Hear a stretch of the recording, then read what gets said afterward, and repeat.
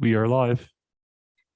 Good evening, everyone. I would like to call this special session of the University City Council meeting to order on Monday, March 6, 2023 at 5:30 p.m.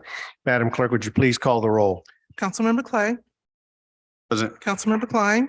Here. Councilmember McMahon. Here. Councilmember Hales. Here. Councilmember Smotherson. Here. Mayor Crowe. Here. Thank you very much. Before you have the agenda. I don't believe that there are likely any changes, but if there are, please let me know. If there are no motions to amend the agenda, may I have a motion to approve the agenda. Motion made by Mr. Smotherson. Is there a second? Seconded by Mr. Clay. Is there discussion? Hearing none. All those in favor, please signify by saying aye. Opposed? The ayes have it. We have no proclamations. We have no minutes. We have no appointments. We have no swearing in. We are racing through to the first citizen participation section of the evening. For those of you who just walked in, there are sign-up sheets right by the door. If you'd like to speak, please fill out a sign-up sheet and put it in the basket near the city clerk. When your name is called, you can come to the microphone, press the button on the bottom of the microphone, give your name and address, and you have 5 minutes to speak. That can either be on non-agenda items, or if you would like to speak on an agenda item, please place that agenda item then on the memo part of the application. I believe that we have one request to speak tonight on a non-agenda item, Mr. Tom Sullivan.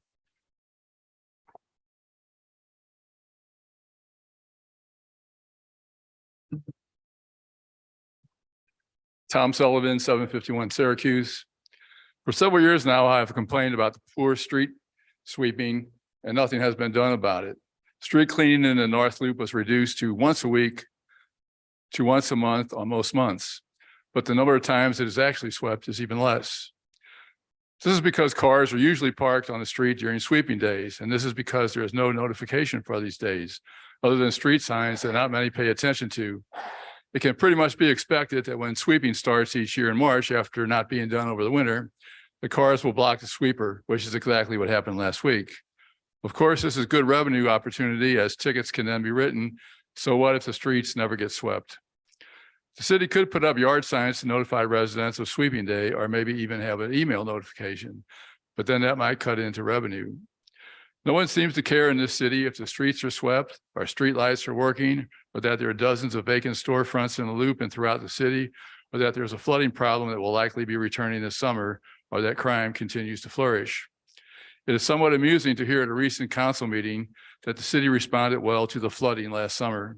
The opposite was true. There were a number of stories and newscasts that told of unhappy residents waiting weeks and months to get their destroyed furniture and belongings picked up. City government seems to be learning from the school district. New city schools are among the worst in the area, but they spend a lot of money to pretend everything is going great. The city is spending hundreds of thousands of dollars for an effort that is supposed to get citizen input with city planning. What a charade this is. City never cares what residents think, which was the case with the Costco development. Not only were citizens shut out, they were blatantly lied to. Don't forget, eminent domain would only be used for public storage on Olive, a lie told many times over. Also, the council is to pick a new council member. It isn't exactly a cliffhanger. Since this council more resembles the Russian Politburo, where everyone thinks the same, everyone knows who will be picked, someone who will be a dependable rubber stamp. Thank you for listening to my comments. That concludes the public comment section of this meeting. We'll now move forward. Are there any council comments? We have no public hearings. There's nothing on the consent agenda. You have before you on the city manager's report, Mr. Rose. Honorable Mayor and council members, this item L1 asks that you consider a conditional use permit 23-02 application for a conditional use permit for a comprehensive marijuana dispensary facility at 7555 Olive Boulevard. And if you have questions regarding this conditional use permit, myself or Dr. Wagner are happy to respond to them. Thank you. Is there a motion to approve? Motion made by Mr. Smotherson. Is there a second? Seconded by Ms. Klein. Is there a discussion by council? We have one request to speak. Mr. Clay. Thank you, Mayor Crowe.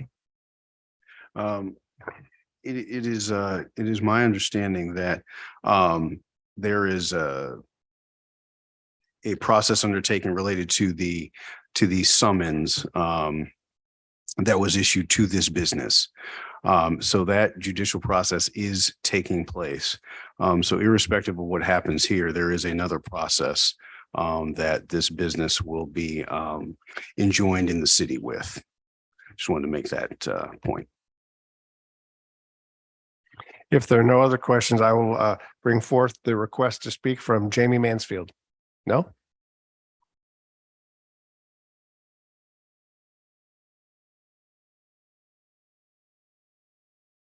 Okay, okay. Thank you. So we do not have a request to speak, but available if questions are asked, I believe. How's that? Are there any other questions or comments to be made by members of council? Hearing none, before you have a motion to approve. Those in favor, please signify by saying aye. Opposed? The ayes have it. Now on unfinished business, we have some work to do on these bills. Am I correct? Is this Mr. Rose or Mr. Mulligan? Honorable Mayor, I'll defer to Mr. Mulligan to walk you through the amendment that's needed for both bills. Mr. Mulligan. Thank you, Mayor, members of the council. Since we'll start out with Bill 9503. Since this bill was introduced on February 27th, there have been some changes made. And those changes are on file in red line with the city clerk. So if the council is so inclined, I would recommend that there be a motion to amend bill number 9503 to include all changes shown in the red line version on file with the city clerk. So for bill 9503, is there a motion as suggested by the city attorney? Motion made by Mr. Hales. Is there a second? Seconded by Mr. Clay. Is there discussion? To amend, do I need a roll call vote or No, No. just voice vote's fine. all those in favor, please signify by saying aye. Opposed? The ayes have it. Mr. Mulligan. Thank you. And just a matter of clarification, the bill was originally introduced on February 13th at 9503. Same with bill number 9504. Since the introduction on February 13th, there have been some changes. Those changes are shown in a red line version on file with the city clerk. So if the council so inclined, I'd recommend a motion to amend Bill 9504 to include all changes shown in the red line version on file with the city clerk. Is there such a motion from the body? Motion made by Mr. Smotherson. Is there a second? Seconded by Mr. McMahon. Is there discussion? Hearing none, all those in favor, please signify by saying aye. Opposed? The ayes have it. So at the next meeting, we will have the second and the third readings and the vote. Am I correct? That's correct, Mayor. Thank you. We can now move forward to resolution number 2023-5 preliminary plan approval. Is there a motion to approve? Motion made by Mr. Smotherson. Is there a second? Seconded by Mr. Hales. Is there discussion? Hearing none, all those in favor, please signify by saying aye. Opposed? The ayes have it. We'll now move forward to unfinished business. We have bill number 9506. Yes, go ahead. Mr. Mulligan. Thank you, Mayor, members of the council. With respect to Bill 9506, the council passed that bill at the last meeting on February 27th. At the time, the resolution that should accompany that type of legislation was inadvertently omitted from the agenda. That resolution being 2023-5, which the council just passed moments ago.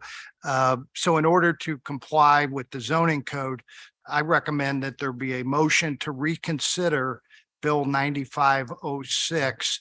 And if that motion passes, then it will negate the passage of 9506 that occurred on February 27th.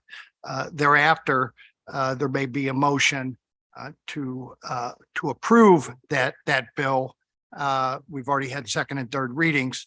And then if that passes, the effective date of the bill would be tonight, Got it. which would align with the passage of the resolution. So you'd have that simultaneous passage as required under the code. Is there a motion from the body of Bill number 9506 to reconsider? Motion made by Mr. Smotherson. Is there a second? Seconded by Mr. Hales. Is there discussion?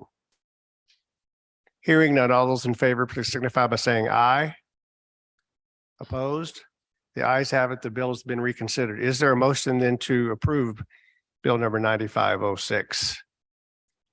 Motion made by Mr. Hales. Is there a second? Seconded by Ms. Klein. Is there discussion? This one I need a roll call on, I'm assuming. Roll call vote if we can, Ms. Reese.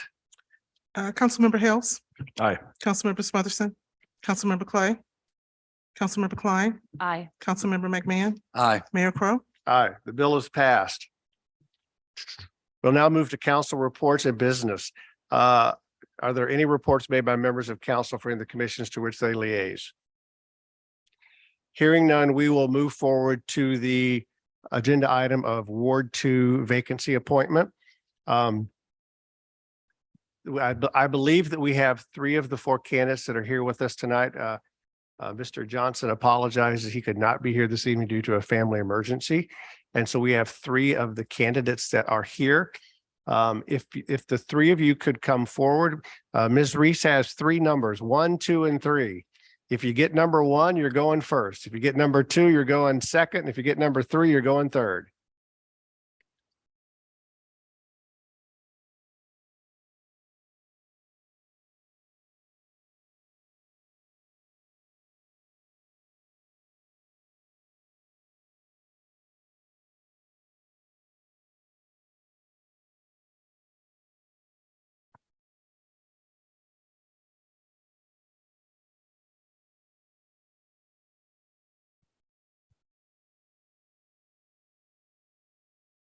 So if I can just have a moment to walk folks through the process that we have followed the past couple of times we have had this done.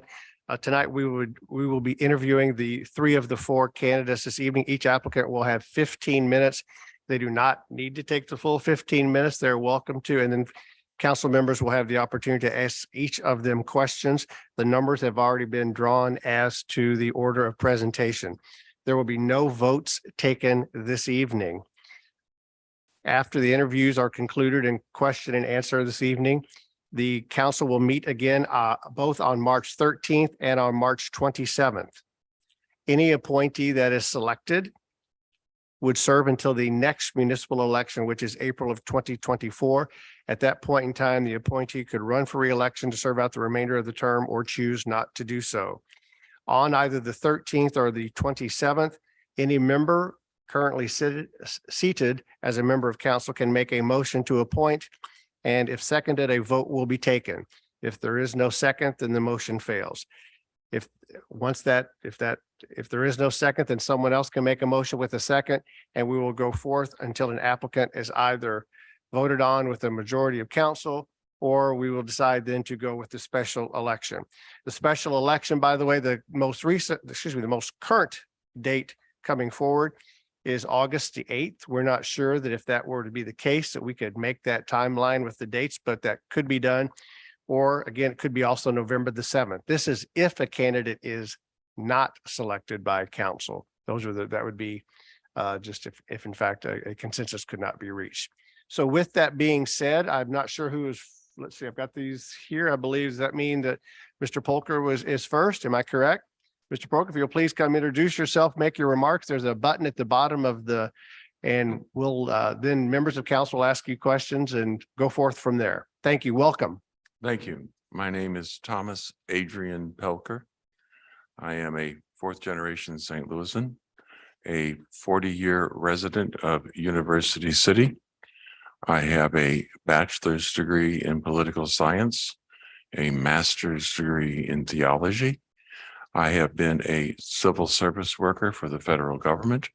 I have administered a fairly large not-for-profit organization providing services to the poor in St. Louis.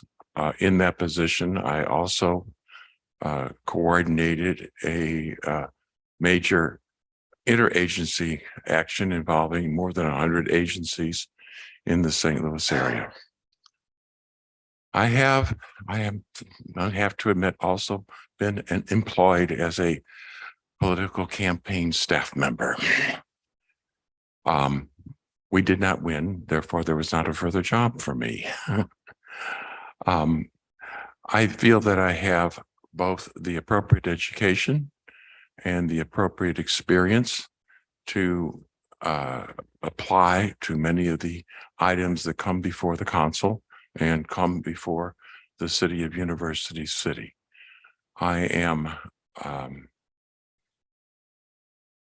hoping that if I were to serve on this council, that people would be able to say of me what they said of my late uncle, John Pelker. He wasn't a politician. He was more of an elected civil servant, that I would be able to serve and intelligently question and improve anything presented to the council. I'm happy to take any questions you would like to offer to me. Who would like to start the questioning of Mr. Pelker? Mr. Clay. Thank you, Mayor Crowe. Thank you for your interest in the position, Mr. Pelker. One of the unique things about being on a council such as this is that you run and often advocate as an individual, but ultimately you have to govern as a collective. Nothing can get done without 4 votes. So can you talk a little bit about your ability to compromise, to seek consensus?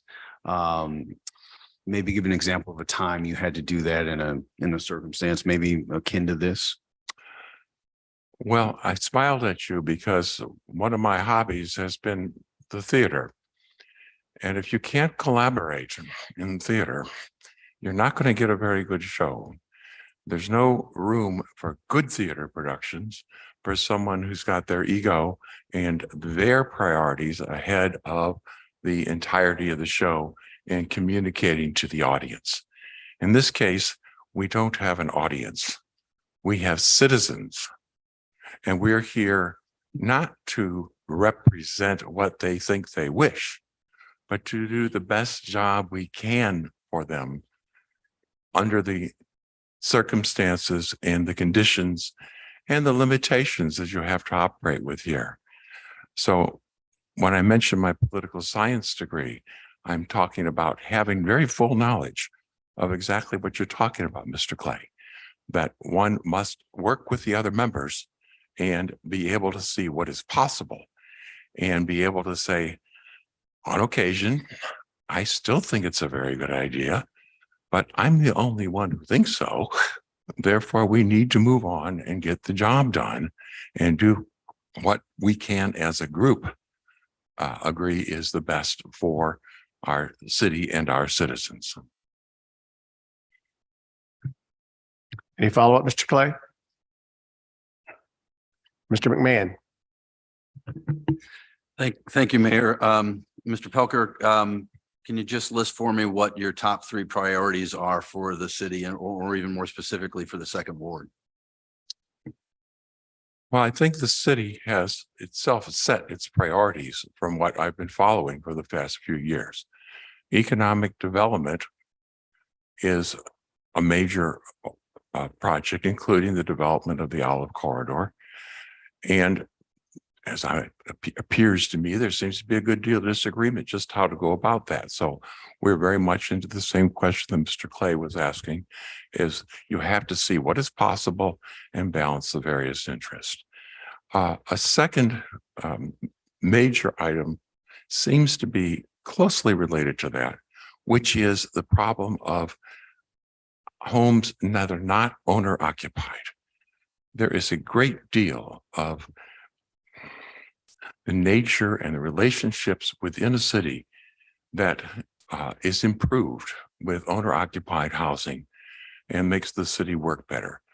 So what we can do, and I know you're already working on this, so what we can do to improve the situation in terms of the ratio of owner occupied houses would be a major item.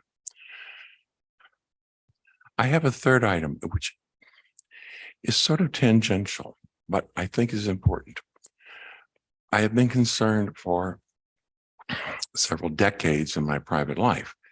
What happens when the cities make decisions and the school districts have to live with them? That all the improvements of the city have to take into account that as important as owner-occupied housing is, as economic development is, the quality of the schools affects who comes and who stays and who participates in our city. So I think that the relationship between the city council, and the school district would be a third item of priority if I had to pick three off the top of my head. I do not come with a planned agenda, a set of objectives. I do not come with connections to any of the various factions, rivalries, feuds, and historic disagreements among the members of the active political people in University City. I come as a person who brings a good deal of intelligence, a good deal of education, a good deal of specific knowledge to the types of problems you have to deal with, and hopes to be able to apply them judiciously, carefully, and, as Mr. Clay said, cooperatively. You're welcome, sir. Mr. Hales. Well, that was actually my question, but I do And that have was another actually one. my answer, so we're okay. So yeah, that was covered. Thank you. So this is a little bit different of a question for anyone coming in on an appointment. As the mayor said, it requires a special election at the next regular municipal election, which would be April of next year. What do you think might be I guess, significant challenge coming on to the council as an appointment and connecting with the residents more too? The challenge that I've been thinking about all afternoon is the fact that there is so much background to everything that comes before the council. There is so much history. Some of these things have been developing for years. Some of the things are new developments based on problems that have been addressed for decades. So one of the important things to do on joining this council would be to be able to get briefings from the various involved parties, what the public relations people call stakeholders, that knowing what it is that has already been considered, what it is that it seemed like a good idea to me perhaps, but has not been accepted. So the difficulty of joining something like this is when I don't come in with my own agenda, is to understand how the various agendae have been addressed in the past and what is there behind it, so that I might find myself abstaining from some votes in the first sessions because I just don't know enough. So I think there will be a study and learning and briefing period coming into something like this. And that would affect whether I were to decide to actually run for the office later on. At this point, I feel like I bring a high level of skill and abstract knowledge and a great deal of ability to ask the right questions and have some insight into things. But that doesn't mean I'm sufficiently informed to make decisions or insist on one particular decision at this time. Does that address your question? Ms. Klein. Transparency is really important to me. So I want to just kind of get from you what your idea, what you think transparency is, and what you think that if selected, your role in keeping government transparent Would you repeat the last part of that? What's Yeah, about my what do you role? think, if you were selected, what do you think your role in keeping government transparent would be?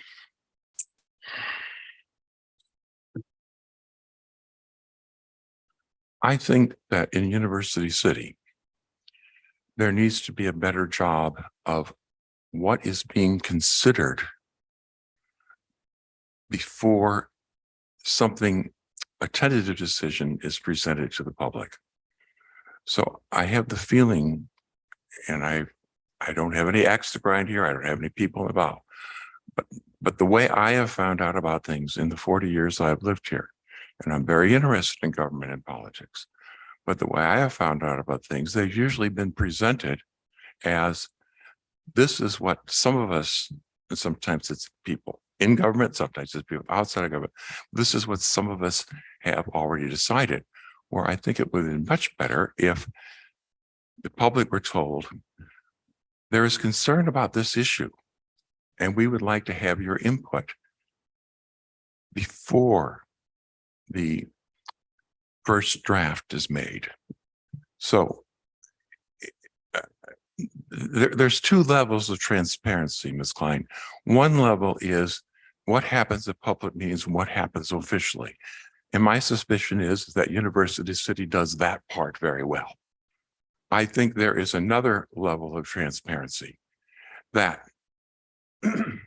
partially due to the nonpartisan nature of our city government is not done quite as well. We don't see the development of an understanding of problems, the development of some ideas that some people may have and may be pushing for or discussing or mentioning to members of the council or members of the city civil service that don't get mentioned to the public in general. And so that is the area of transparency that I am concerned about. Does that address your question? Yes, ma'am. You're not on. What do you think as a council member you could do to improve that? I think that, I should say that I shouldn't say anything. I suspect that there are conversations that happen with council members, among other council members, among members of the administration of the city, among interested parties in the city, especially development people, that don't need to be revealed in detail, but should be in the public eye, that will have a lot fewer people angry at things being misrepresented because they'll have more chance to know how this whole thing got to this point here and who has been advocating for what. I will give you a very petty example. I like the traffic circle. I do. But before we built the traffic circle, we built a garden area there. And I've got a teeny tiny bit of knowledge about traffic management. And I took one look at that design, completed, ready to be built, and said, they've got it twisted 90 degrees. You know, I suspect that a lot of very good-hearted and very enthusiastic people were in that design, and some things were taken into there. But I would have liked to have had an opportunity before it was presented as this is what we're going to do. Isn't it wonderful? To say, have you considered just turning it 90 degrees? Because there's some efficiencies you can get out of it and some traffic problems you could have avoided. As a result of building the circle, by the way, my turning the 90 degrees thing has happened. We found ways blocked off the access to those two other streets. But that could have been done when that was first built. Is that example helpful to you?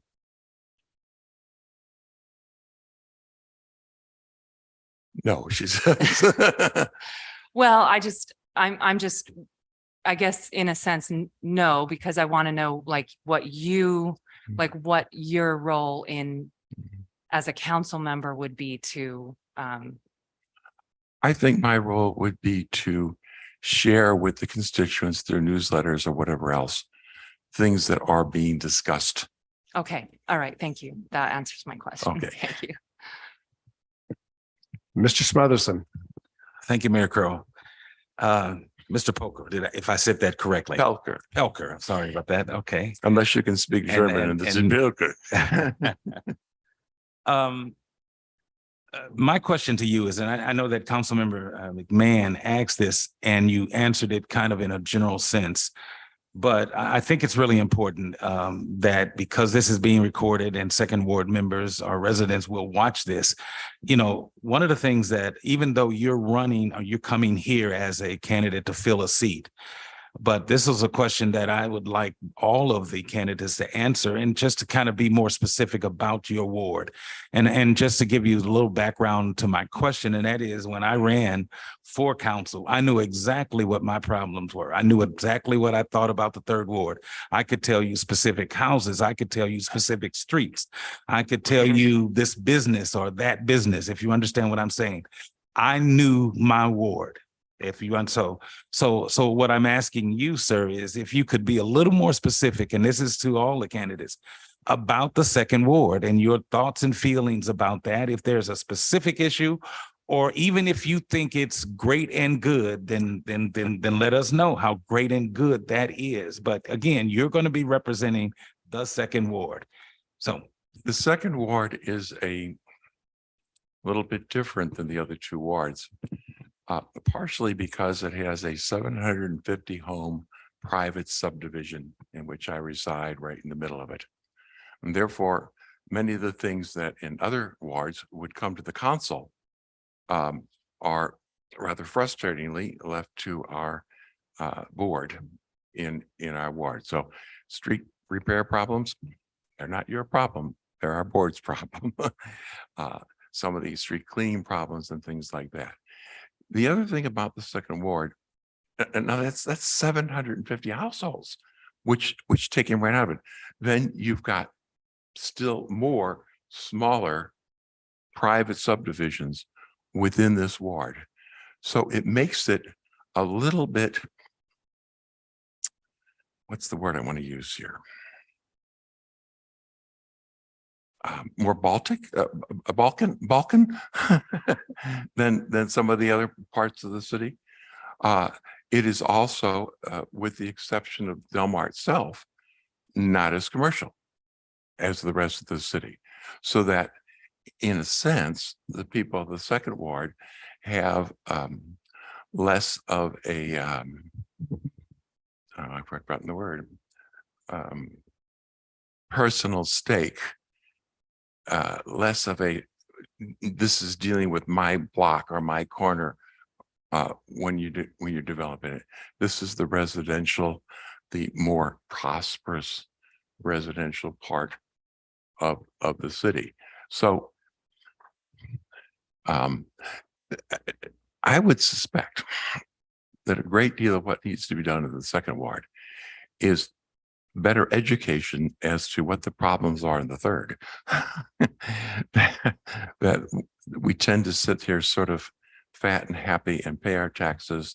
And a lot of my neighbors send their kids to private schools, not the public schools. And that presents a different level of interest and involvement in the city government. And that therefore it's a little bit of a harder row to hoe, because there are individual peoples with gripes and comments and things to deal with, but there are not the organized groups represented by trained professionals, say social workers or attorneys or something like that, who are influencing things. That's one of the reasons it would require me as a new council member to learn a whole lot, because they aren't the second ward's focal points. Is that close enough to what you're looking yes, sir. for? Yes, sir. Thank you. Thank you. Mr. Pelker, with your, I appreciate all of your answers. Could you give me some insight into your level of involvement with the municipal government itself? Have you served on any commissions I or have not served volunteered? on any commissions in that. I have, pardon me, most of my work with volunteer work has been through religious organizations rather than through civic organizations. I have come to a number of committee meetings and hearings and things like that on various subjects and spoken to them briefly, more briefly than I've spoken tonight on occasion. And did attempt to do some work when my daughter was in the middle school system here with working with the administration of the middle school. But that's probably the most active I've been in specifically university city government matters. And then one of our citizen comments, I think our citizen comment tonight mentioned vacancies in the loop and mentioned the flood, which definitely impacted the second ward as much or more so than any other place. So whoever takes this seat represents half of the loop. And so it'd be interesting to get your thoughts on vacancies in the loop and things that need to be addressed. And also simply on the impact of the flood, because the second ward took a pretty big hit back in July. The flood creates a very difficult problem because the resources to do the most desirable solution, which would be to eliminate construction on the floodplain, just aren't there. We can't afford to do that. So we have to find alternatives. I am happy to see that the city is working with the Corps of Engineers and with Metropolitan Sewer District to try to reduce the problem. But it's a terribly long range problem with short range impact. So I guess the closest answer on the flood problem is that we have to work industriously at dealing with the possible solutions to it. I just today passed the property the city owns at the corner of Olive and Midland, where the city took a very reasonable step. You raise the land above the floodplain. There are lots of, we may have to do that in bits and pieces in order to come out ahead of that. But I think it's going to be a bits and pieces thing. The vacancies in the loop, I think, are closely related to the relationship with Washington University and with the economic cycles in the city. I'm concerned that we have the primary property right across from the city library that has been vacant for, I think it's 2 years now, maybe more. What I know beyond that is only rumor, secondhand, third hand, maybe fourth hand by the time it gets to me, as to the difficulties of working with perhaps individual landlords. I think the city has a general need to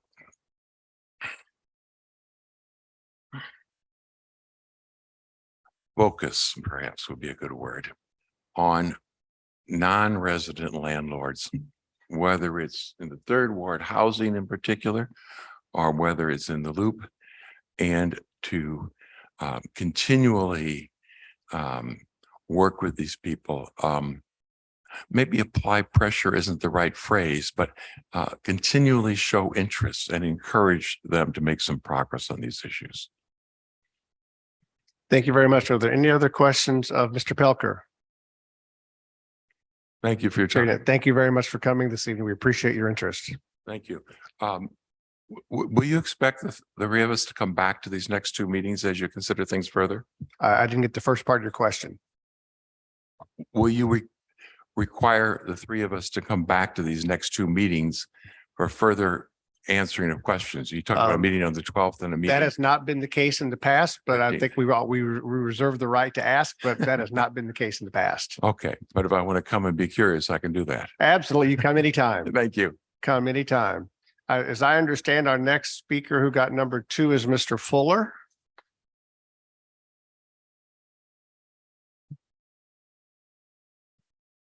Good evening. Thank you. Thank you for having us. I brought my crib sheet. So First of all, I've been a citizen of University City for 46 years. We just talked about that this afternoon. Came here for graduate education and have lived in the same house all those 46 years. I'm a retired professor from St. Louis University, basically in the medical school. I have worked in both medical schools, and my proudest accomplishment right now is that I drive the train at the zoo. So I'm everybody's grandpa. My involvement in University City goes back a number of years.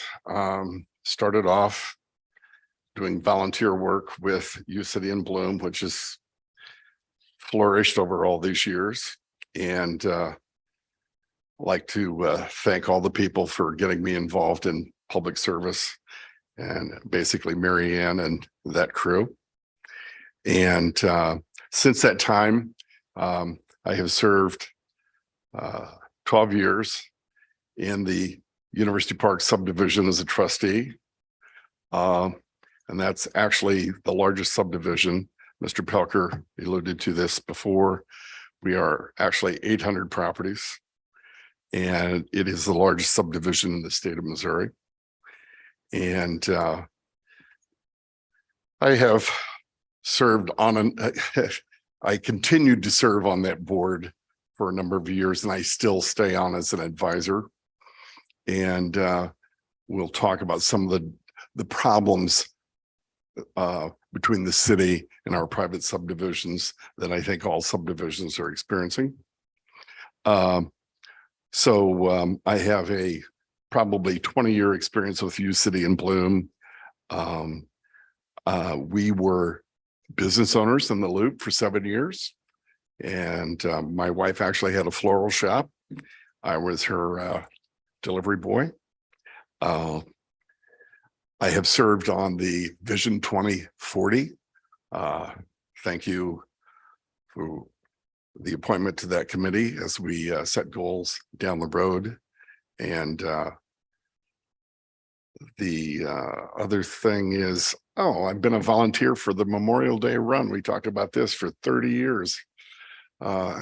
Using my quiet little voice, I was the main traffic divider out on Delmar Drive to make sure that people didn't get mowed down.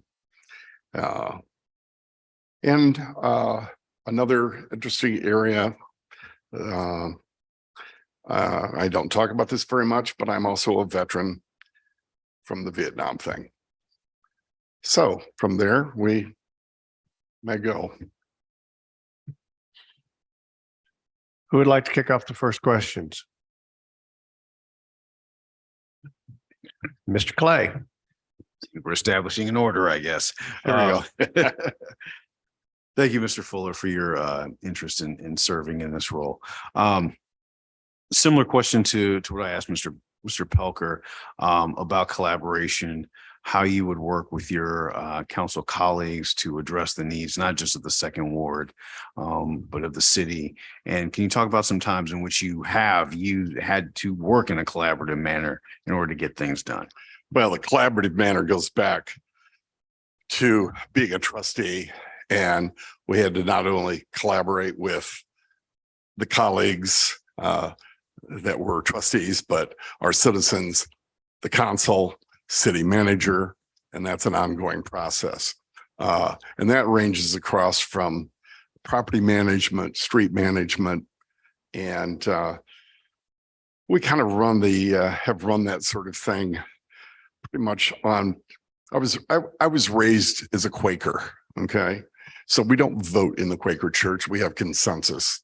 And if you can't agree with anybody and you think that the good of the order is not your opinion, you do a thing called you stand by.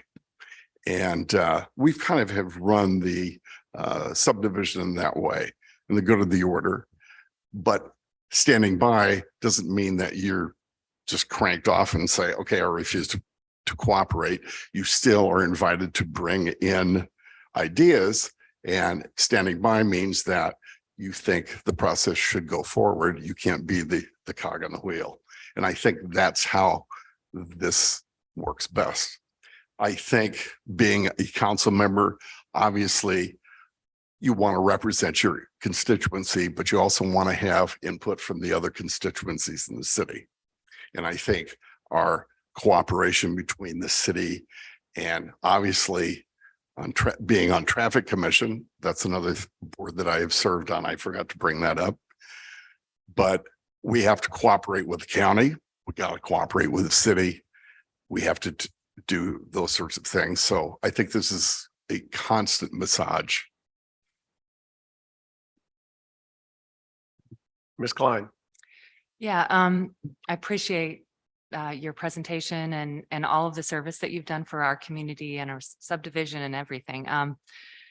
I wanted to ask a specific question about commissions and what you see the role of commissions being in our city and how that kind of comes together with council role. How important are the recommendations, and do you feel like there's a time when maybe council wouldn't follow the recommendation and what we should do about that? I know that's kind of a long question, but. All right, if I don't go in the direction you think, stop me. I think this is a constant. I think the council has to depend on the commissions because you can't be knowledgeable in every area.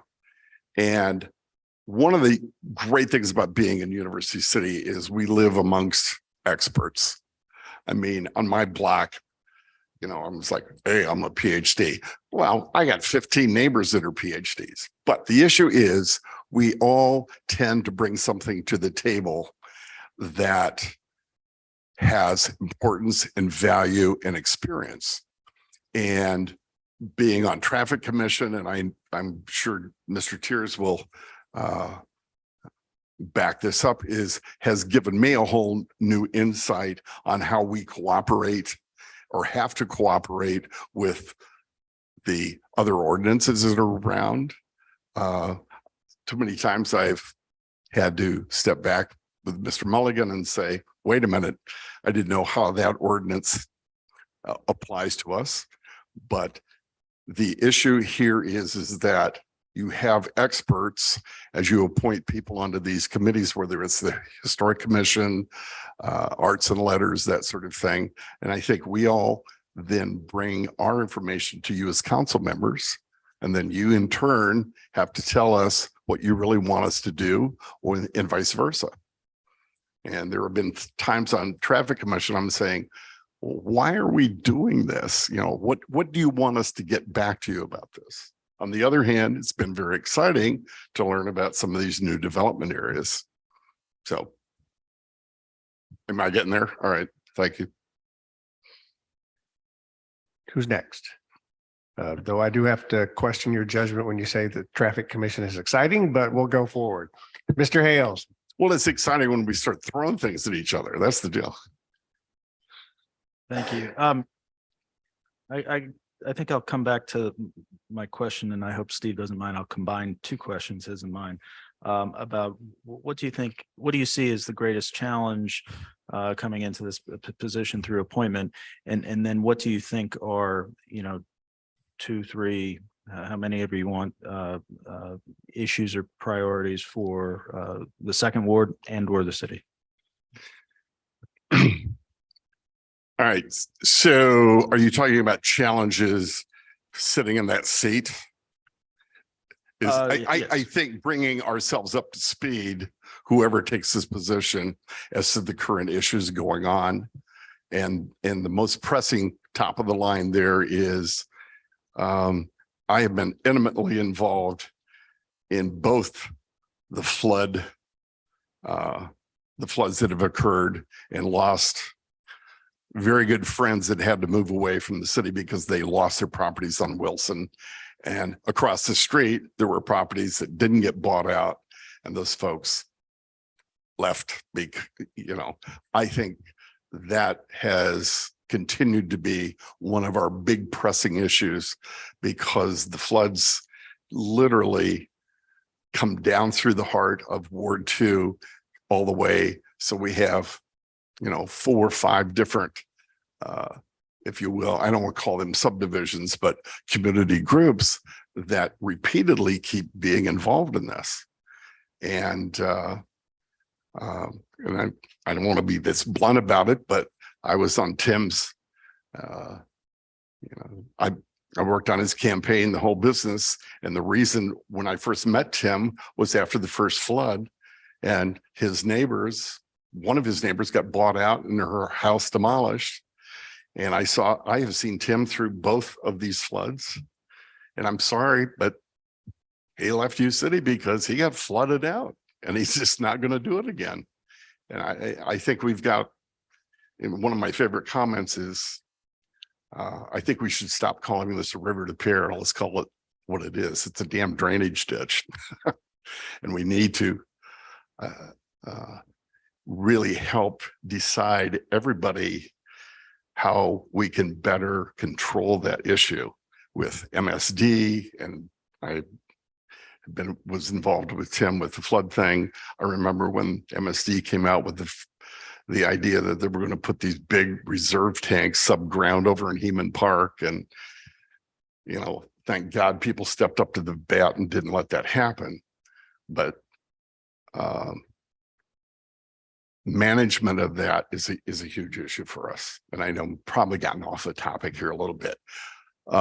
I think getting up to speed as to the projects that are going on, the economic development in Olive is, at the forefront right now because we see things going on out there. But the other thing I'm appalled about is what's going on in the Loop. I've driven down the Loop and I'm key in on the vacant buildings, the vacant businesses that aren't there. And that's scary. The other issue is, and the schools are another huge issue that I find a difficult thing tying in with city council. But if you lose your school, you're going to lose your city. And so staying on top of that's a real issue. Who's next? Excuse me.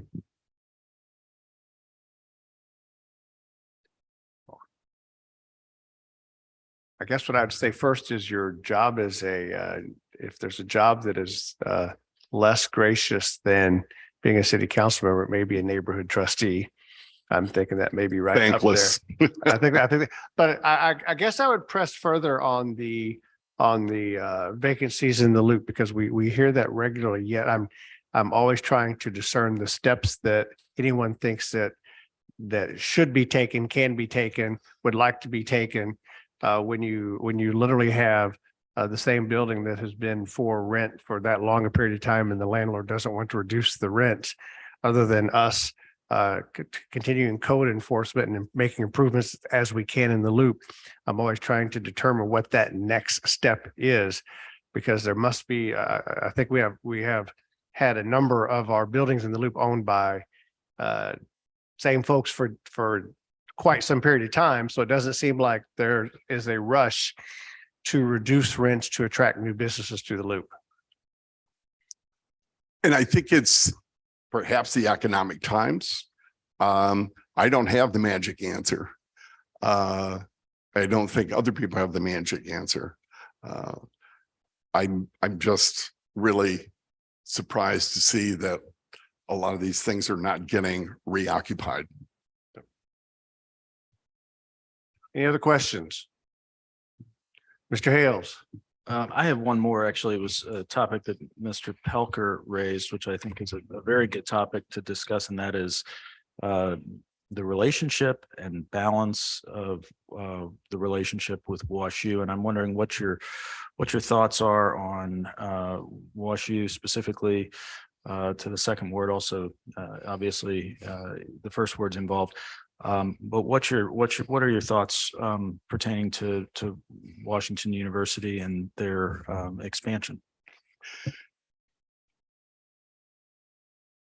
Multi-factor here. And I was in the middle of that first study that we did. I've always been an advocate for looking at what Brown has done with Providence, what Yale has done, and in the feedback. I don't know what the communication magic is here. But I think our eroding tax base is taken away from the schools. It's taken away from, obviously, our fire and police protection, and being a better cooperative situation with the university is something that I think we've got to, and I know we've been pursuing that, and I've been part of some of those committees. But I now see, and I know that there are business owners that are selling their businesses off to Washington University. And it's just a slow erosion. And we spend a lot of time on traffic commission, literally working on private parking community permits so that the students don't park on our streets, and how we do the building codes and that sort of thing. And the occupancy in my neighborhood, we have a lot of WashU students live there, but they don't own the buildings. Those are private occupancies.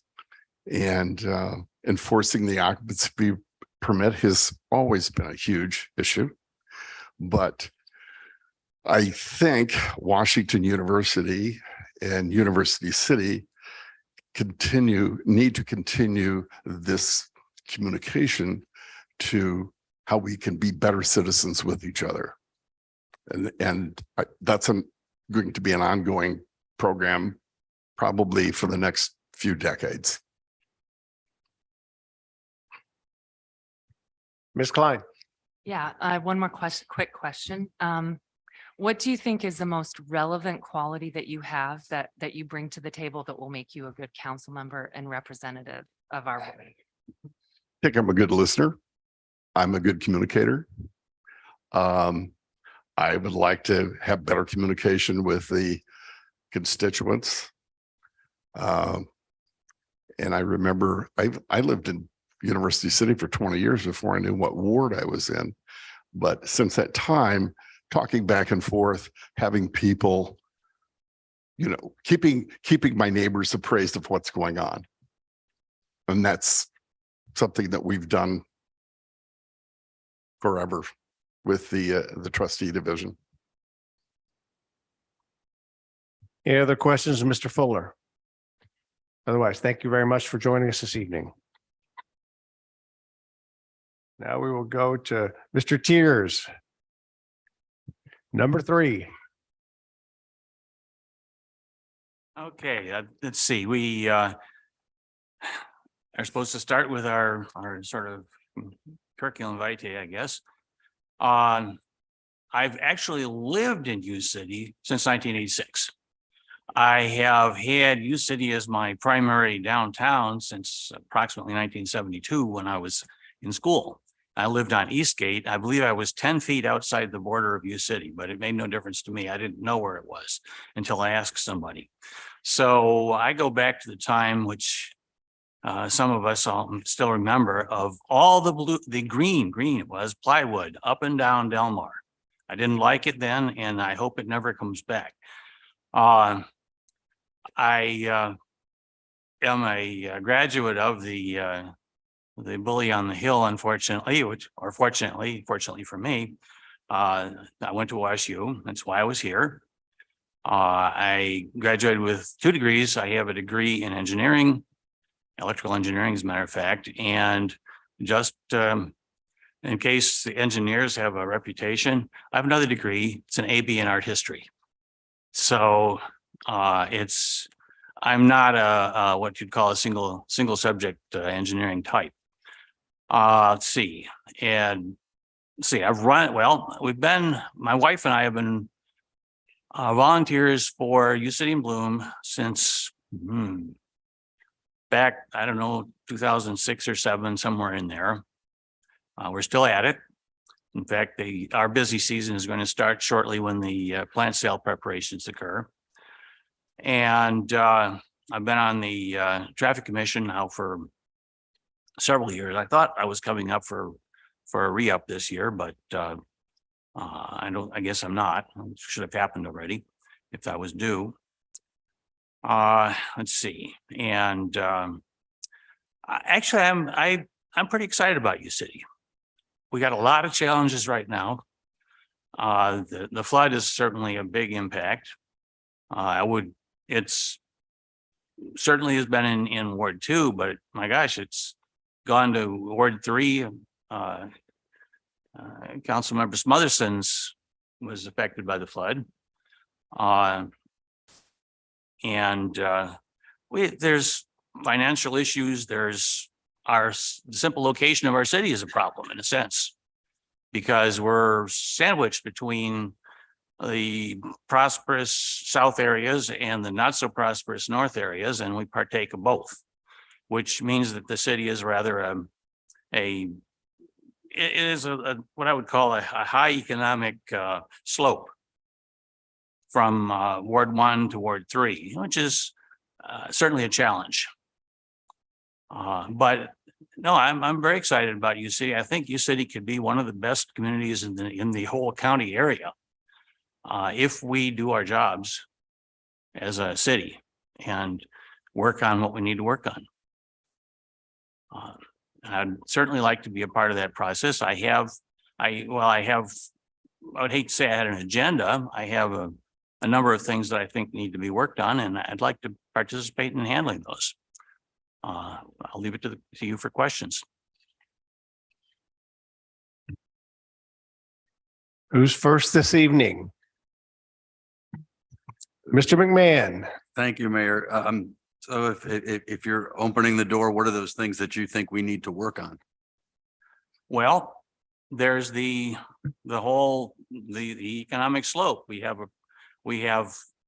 an issue with historical problems and I know nobody likes to hear the word neglect, but historically, Ward 3 has not received quite the attention that it should have. I think all 3 wards of the city should be equal. I think every one of them should be as desirable to live in as any of the other ones. And if one area is typically of a different economic level, that's perfectly fine. It takes all kinds of people to make a city. So the thing that shouldn't happen is it shouldn't be, I should never be able to hear again the words, well, you moved to Ward 3, what do you expect? Now, I didn't move to Ward 3, but I know people who live there and they have heard that. And that simply isn't acceptable in any city. That's one challenge is to overcome that, to make all parts of the city equally participate, equal in their degree of being part of the city. And to have everybody that lives in those areas know that and feel that way. The flooding is a big problem. Obviously, that is something that has responsibilities from other agencies who have theoretical or disavowed or otherwise backed off from responsibility. That would be the Corps of Engineers, whose mantra seems to be let it flood in and don't worry about it. MSD, who says it's not our problem really, and we don't know what to do about it. And the rest of us whose neighbors are being flooded out. I have neighbors down the street. One of my neighbors is just down the street from me is Eric Stein, who's on the Stormwater Commission, and he's been regularly flooded out. He made changes in his yard to keep it from happening, and this last time it's happened again. He had 8 feet of water in the basement. Buyouts. We have a lot of problems with money on what exactly we can do. I've been told that the other side of Wilson will probably be bought out, at least the worst of it. I don't know more than that right now, but that's another challenge. The loop, yes. The loop's big issue seems, as was pointed out, to be landlords who don't necessarily want to rent the properties and who may take them out of the tax rolls. Washington University is allowed to do that. There's absolutely nothing we can do about it. It's not the city's purview to do anything with Washington University as far as them not being a tax exempt organization. They're one of the I believe it's two colleges or two educational institutions in the nation who have the sort of charter they have, which is everything they own is off the taxes unless they allow it to be on. So the loop has, I would say, lost its relevancy, and the best thing I think we can do with that is to make the rest of your city very desirable, and the loop will happen. And I don't know that there's something individually that can be done by the city to force people to rent their properties. So we have a lot of challenges. And I won't deny that some of them probably don't have quick solutions. If I can follow up. You ran in 2018 for Tim's seat, Yes, that we're appointing now, and then in 2020 you ran again. yes, And a lot of the things I've just heard you discuss tonight were the same talking points you had throughout that time. And it was a very competitive race without incumbents in both races. And in the first one in 2018, you're neck and neck. yes, The next time you ran, it was a 20-point swing. You had 40% of the vote. Lita had 60% of the vote. yes, indeed. It doesn't seem like your policy positions have changed, but the voters have moved away from you. So how would we explain to the residents of Ward 2 that you're the right man for the job now, given that? Well, there's a sort of a special consideration there that I was made aware of in the middle of the campaign. With all due respect to Ms. Klein. There was a very strong, we need a woman on council movement. I had people who voted for me originally say specifically to me that I would like to vote for you this time. I really wish I could vote for you this time, but we need a woman on council. And as far as I can tell from the reports I got from the polling places that I was not able to be at that day, that's pretty much what was going on with that. I don't think it has anything to do with policies whatsoever. I think it was strictly, and in that case, a case of I was the person that they didn't want to see simply because we need a woman on council. I would point out that, as you commented, that when I did run against him, I was virtually in a tie with him, and would suggest that that means that the things that he considers important and the things that I consider important are probably equally important to the people of the ward. I'll follow up with another question. One of the things that you came out strongly against in the last bit was the 1/4-cent sales tax. Is that right? It is. And part of that, there was what you spread around town was a legal opinion that we couldn't do what we want, what was part of that process, because it was illegal to fund the firefighters' pension because we couldn't break out their contribution. And yet the person that gave you that legal opinion had prior broke out the firefighters' contribution, yet you put that information out. I'm wondering what questions you asked to know if that was legal or not, and be prepared to give that information out to the community when you were basically saying the folks on council were about to do something illegal. Well, I had that opinion given to me by two actually attorneys, and that was something that was simply, hey, I have these attorneys that say this is the case. Now, that isn't what I was against for that. However, there were two reasons I was against that. I would have actually thought it was a good idea if that had been the 1/4-cent tax that you're allowed to put on, which would be a general fund tax. I was not as happy with it being an allocated tax. We already have 3/4% tax going to fire, which a 1/2-cent tax and a 1/4-cent tax that are, one's are the county and one is the city's fire tax. We had plenty of tax for the fire and department or the fire services. And I would have liked to not have seen what I would characterized as a permanent solution to a temporary problem. Because it was essentially touted to me as, hey, we have a pension problem. We need to solve the pension problem. And I agree, there's 100% that's true. My question was, would we really want to have a full 1% tax going to the fire services? What happens to police services? We have another one from the county that's sort of overall that. And I get that, but my question was, what questions did you ask? And it sounds like you just relied on what somebody else told you and you put it out in the public sphere. Fair enough? I said what I was, I had asked people questions, but I don't recall what everything I asked about it. And But apparently you said you were worried about a temporary problem with the pension. Wasn't what you talked about was taking money out of our reserves to fund it? And that's No, that's sir. what you argued. You said that many places in public that you could tap into. I was wondering how much you were going to take out of our reserves to make up that unfunded liability. No, sir, I did not actually suggest that was a good idea. I suggested that at the time, and it was correct, at the time, the city had, oh gosh, it was something on the order of something between 10 and 12 million, I believe, in reserves. I said, the city actually has the money, if they so chose, to pay it all off. I wouldn't recommend doing that. I think it would have been fair to have put perhaps 10% of that in on that if it was that bad of a problem.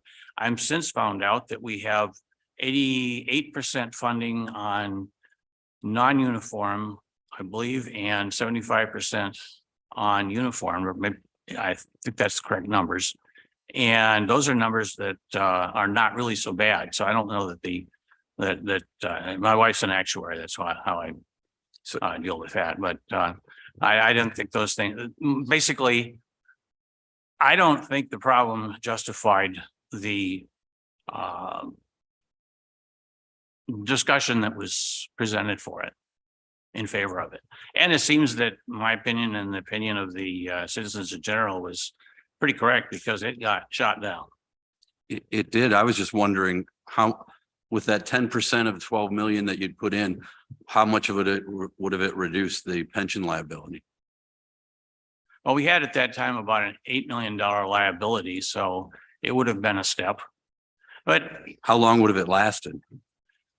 those things are not a question, I think, of what it lasts, because the pension liabilities continue as you hire people. So they're a continually changing thing. That would have done something. I would argue that if you have an $8 million deficit and you put $1 million towards it, which may not have been practical because I am not familiar with everything that was being planned at the time. So, and I would hardly say that, I would never say that that it was a good idea to do that. I said simply that we had the money, we had a lot of money in the city. And why were we going to add a permanent tax, allocated permanent tax by that as well, when we could have presented the tax as a general fund tax. And in that case, we could have allocated towards whatever need we had. And I'm just confused because that doesn't, so you're saying we had the money to do it and you want to spread that out to the community to say we've got the money, but I don't think we should do this. That was the pitch you were putting out there. That confuses me. It doesn't sound very transparent that you wanted to tell the voters, we've got the money in our pocket, but we shouldn't use it for that. Is that the kind of transparency you'd bring to council? I didn't say that. I said that the city had the money if they chose to use it that way. And I was not at all, I said that the problem here is that I was certainly didn't see why, and didn't see why how that anybody else saw why, if we had a considerable amount of money in the reserve of the fund balance, why we would have to put on a tax which would have raised $400,000 or $500,000 a year, which was to be parceled out among more ambulance staffing and paying the pensions and this and that. It didn't, the whole concept of the tax did not make sense to me at the time. And I don't think it is, as a private citizen at all out of my purview to have an opinion about that. And I am certainly willing to have my opinions informed better. And that's, I'm just trying to get there, but wouldn't it make sense that if you're putting those opinions out to the voters and expressing them with information that's not necessarily as informed as it could be, that you're swaying that vote at the same time you're arguing that we couldn't tell the city and we're getting sued for it now. We couldn't even put out informational campaigns about it. Doesn't that give us an uphill battle to try to get that quarter-cent sales tax, to have a dedicated fund to fix a long-term problem that you described as a pension that has no sunset because we're always adding employees and the mechanism that's in place has outlived its usefulness, but you were out there telling them something completely different than that. Wouldn't that impact the voting? If I had that sort of impact on the voting at that time, my power is far beyond what I understand it to be. I don't think I swayed that. If there was one thing that people told me when I was out campaigning, it was, don't vote for any new taxes. They said it loud and clear, and that was a new tax. I think that's what the response was. I don't believe it had anything to do with what I said. I made maybe 2 comments on Nextdoor. And if that was the 3 comments, I don't know. If that was the deciding thing on that vote, I must be much more powerful than any of you people. You weren't working alone, Mr. Tiers. You were involved with a campaign effort that you donated money to and worked with to get out signs and information. It wasn't just you with a couple next to airports. Am I right on that? I don't think so. I'm not aware that I was cooperating with anybody. Okay. It was purely my own opinion as a independent citizen and voter, which I'm entitled to express. I was not in part of any sort of calculated campaign. There are people who agreed with me. I talked to them from time to time, but I certainly didn't have any sort of coordination. Who's biting the apple next? Mr. Clay. I'm nothing if not consistent. Can you, Mr. Tiers, first of all, thank you for coming forward and meeting with us this evening. Talk to me about cooperation, collaboration, more specifically. We are a body that takes 4 votes to move anything forward. Frequently, we have more than 4 votes to move things forward. But tell me how you would fit into this process. Talk about times that you have worked in a collaborative fashion to get things done. Well, that would be corporate life. I went to work for a company called St. Louis Music, which had at that time a facility up on Ferguson Avenue, but not in University City. My position was a senior engineer, and one of my duties was to cooperate with to connect the engineering department, the production department, the product sales and product managers, and so forth, in order to get products to the production stage and make sure that they had no problems in production. That involved numerous meetings on each product. And I will tell you that there was, all of these departments had competing priorities. I was the one who had to find the common ground, figure out what we can do to solve the problems that Department A and Department B have, which seem almost incompatible, and work with them to come at a solution that satisfied everybody. I'm very familiar with doing that. I actually like doing that. And I certainly don't see a problem in extensive cooperation, both with constituents and with other council members. I've spoken to you and several other council members, 4 of you at least, Mr. McMahon, I have not talked to very much. And like all of you, I think you're good people. And I think we have a common goal, which is the benefit and promotion of U City and improvement. I don't see any problems cooperating there. If I could handle all these different departments who were, some of which were out to get those darned engineers, I think maybe I can deal with this. And let me offer this as a bit of context to the question I've asked all three candidates. Collaboration and cooperation does not equal unanimous agreement all the time. Those who observe this body have seen us disagree, have seen us take votes that are split. But at the end of that process, we all came together for the next item to move it forward and to move the city forward. And so when I talk about collaboration, cooperation, it is not blind agreement, but it is the ability to move past an issue where there may have been a lack of agreement and moving towards the next item and moving the city forward. So I did want to give that context for the questions. Thank you. Well, and just to address that directly, I would see that the function of any council member, and if you were to appoint me myself, suppose I disagreed with the decision that was made. Okay. The majority has gone this other direction. Maybe I don't think it's as good a direction as it might have been, but as soon as that passes, as soon as that is the direction that's established, it becomes my duty to do everything that I can to make that a success. I mean, everybody here, those of us on committees and those of us of you up there, we're all working to improve U City, and there's nothing to be gained by any sort of conflict.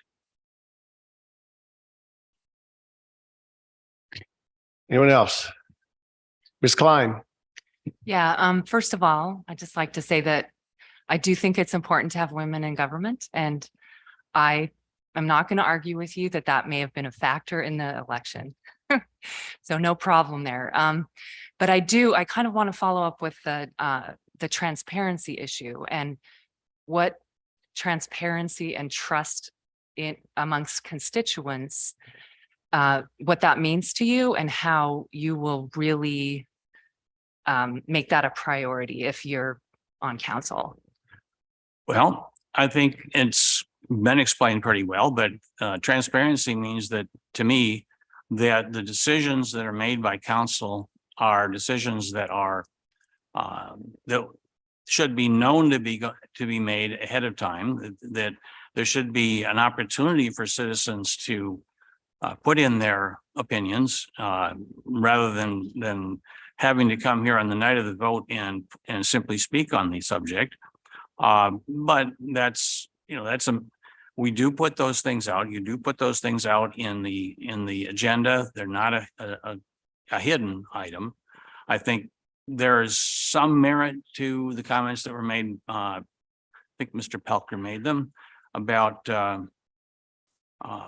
perhaps citizens knowing a little bit more about them ahead of time. I will say that citizens do not elect a council to have them come to the citizens for every vote.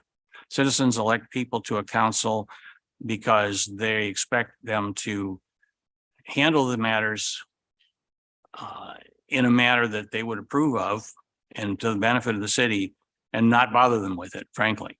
As for what I would do, well, I would expect to continue what I did during campaigns. Both campaigns, I had regular times when I was simply available. I would go down, and I was in the one of the restaurants down in the Loop, and I was at the coffee house actually. It's anyway the one that is right down near Peacock Diner. It's about 2 doors. Pardon? Meshuggah's. Thank you. Yeah, I was blanking on the name there for a minute, but and it was simply open season. Come in and talk to me, ask me anything, do whatever. Yell at me and so forth. And you can't get much more open than that. And that would be one way. I would expect to communicate with people by putting things up perhaps on a web page, my web page, or if it's there's a means to do that, an email list, things like that. Yeah, I'm big on communication. I do not like things that happen in the dark, and I don't want things to look like that. So, yeah. Does that help?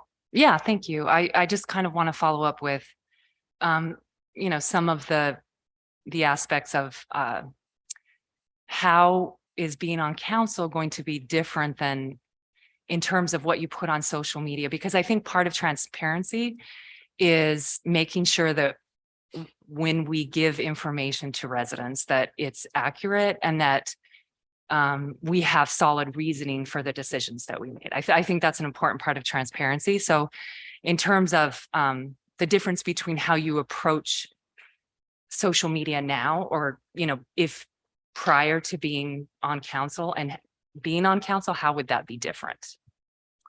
Well, being a private citizen, one can say pretty much what you want to, and by golly, on that, some of the social media people really take advantage of that. But once you have responsibility, you're required to be circumspect in what you say and what you don't say. I've had over the course of my career to sign a big stack of non-disclosure agreements. I'm very familiar with keeping secrets that need to be a secret, and knowing where the limit is, what you can talk about, what you can't talk about, what's not a good idea to talk about. Now, I think Mr. McMahon quizzed me rather closely on that, but at the end of the day, that was my freedom to do at that point. I would not be able to say anything of the sort, and I would be very careful about what I did with that, anything on social media once, if I was appointed. Those things are really two different worlds. And there's a lot of things that you have to be able to know. I can say this much, but not this part. Or I shouldn't say anything about this because this isn't settled. Does that help? Mr. Smotherson. Thank you, Mayor Crowe. Mr. Tiers, thank you for being here, but I also want to thank all of our candidates for being here and applying. And but I also just simply wanted to say that, Mr. Tiers, I understand being similar situations in that I ran for elections in 2014 and ran for that seat and lost by 6 votes. And then ran again in 2016, and I did not have the same circumstances that you ran against when you ran. And so I just I definitely understand that and appreciate you being here. But if you could, and I do appreciate the question that Councilmember Klein asked, and that is, and your answer to that, and that is what you say and do as a private citizen is different than being on the council, because here you then have a responsibility to give the right information and give accurate information. And I am one that's very careful about that because, fact is fact, and I don't want to mislead anybody. What I will ask you simply is that, here you are again. And if you could just simply give a brief answer of why you're doing this and standing before us right now to attempt to fill this seat and why you think that's important. Thank you. Well, it begins with the desire to pay back or to give back to the community for my nearly 40 years of living in U City now. It also has a great deal to do with wanting to be an instigator, if you will, or an influence towards a number of things that I think need to be done.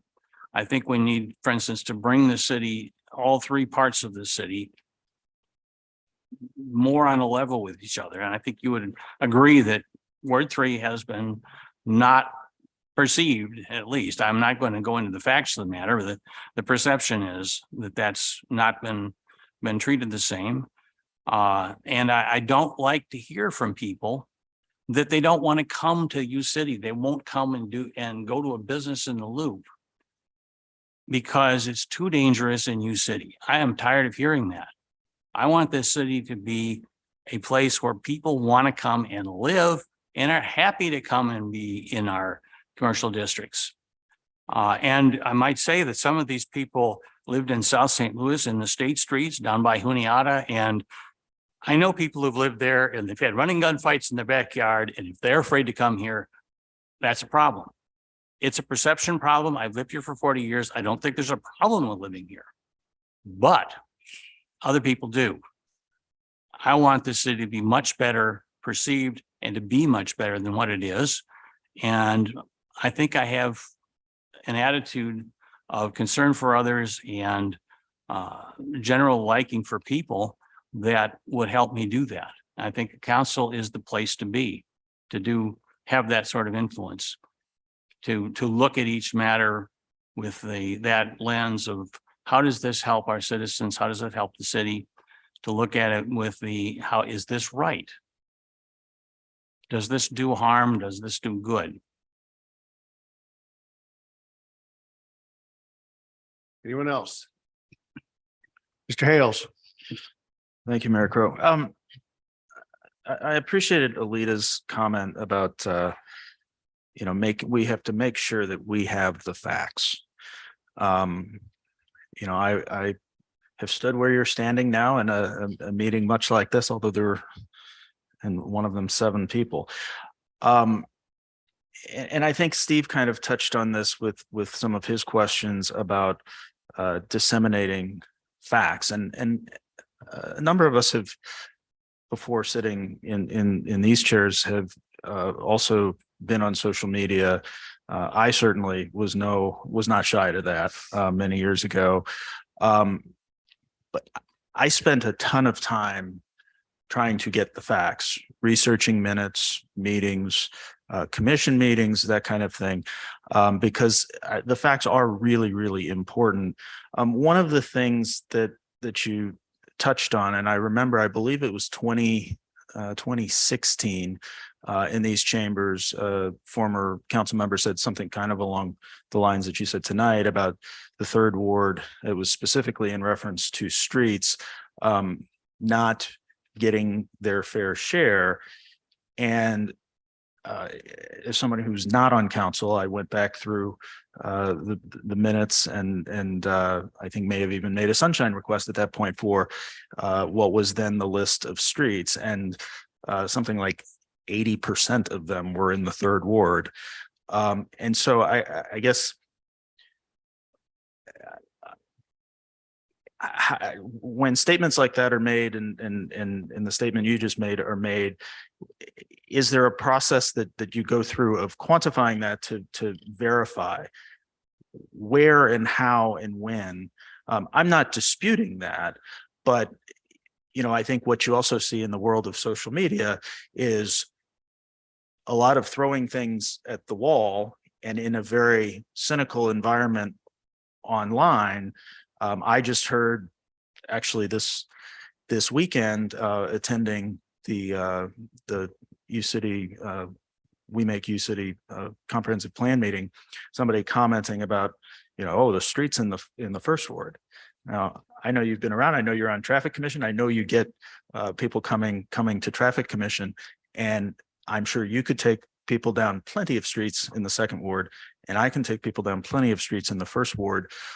But I'm just curious about your feeling towards the importance of getting the facts and making sure that what you say, if you were to be appointed, that you're going to make sure that you have those facts. Well, you mentioned earlier that my background is engineering, and engineering is very fact oriented. It doesn't work without facts. It absolutely doesn't work.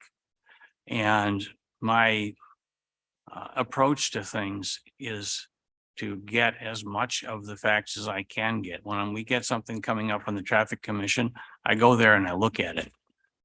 I talk to people. And that would be no different. I have prepared myself in many ways for these campaigns that I was in and to running for the office, to know as much as I could about what is going on. Now, to your point about the streets, I think you're right. I think Third Ward has actually got pretty darn good streets. I've been around it.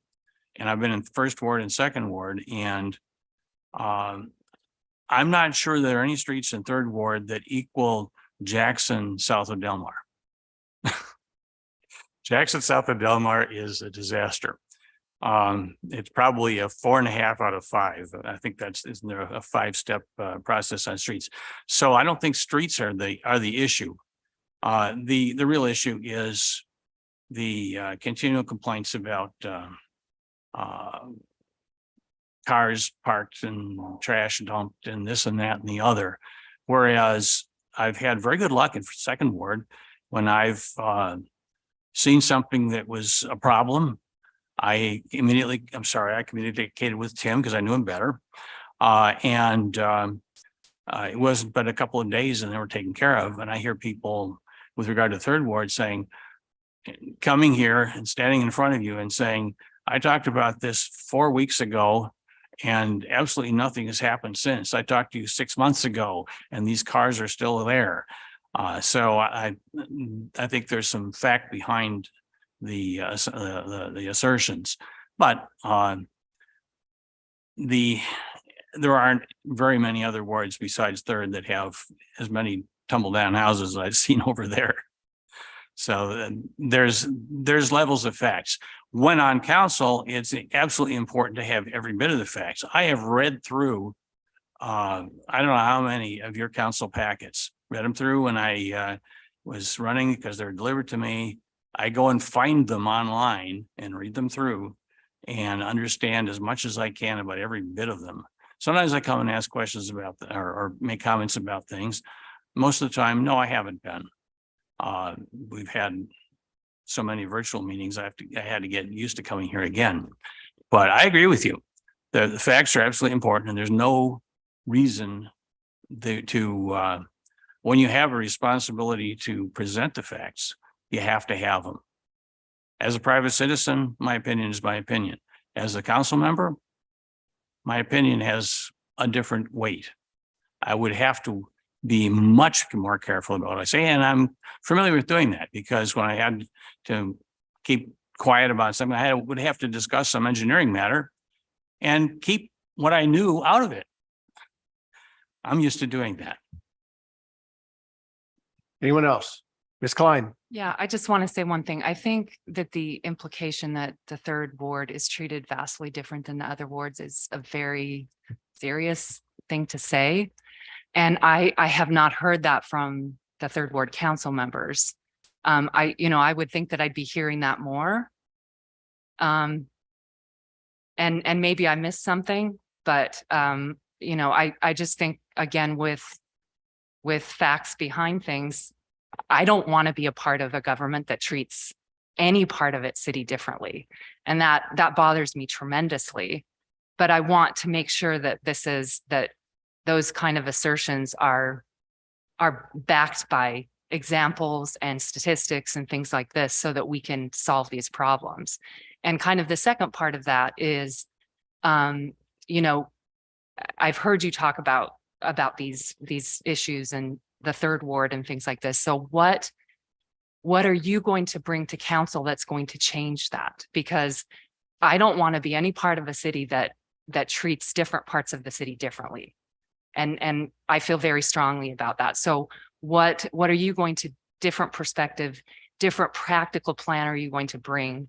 I mean, even we're in the Second Ward, but we're also a city. So. Right. Well, much of what I learned came from being a member of a group that was working on housing inequalities. They've since given up on U City. They actually, we were both with the same group, and